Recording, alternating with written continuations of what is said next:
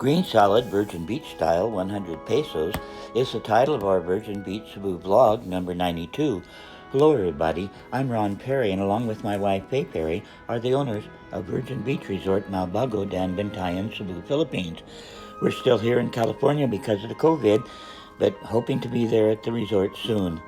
We have an a la carte menu, and one of the items is the green salad, and it's only 100 pesos. We're open for business, so we hope you'll come by and see us soon. Thank you for watching. Please subscribe, like, and share.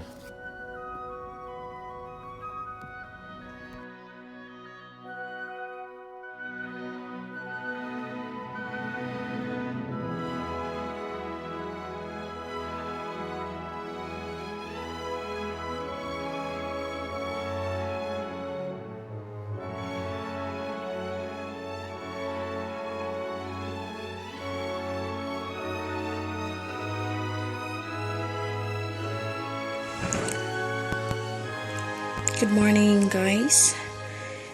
And now for this day, I will show how we make our green and vegetable salad. And these are the ingredients. Lettuce, peeled and sliced cucumber,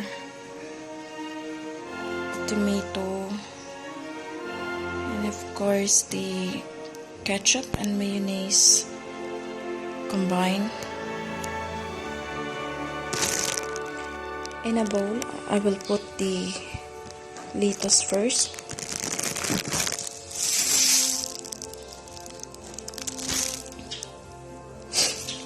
And next will be the cucumber.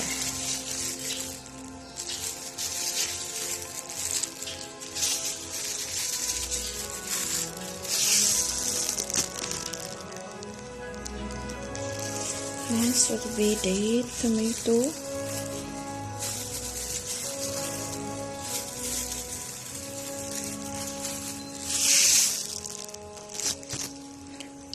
Then last, I put already the dipping, the combined ketchup and mayonnaise. And this is the finished product of our green and vegetable salad. I said I don't want any damn vegetables. All right.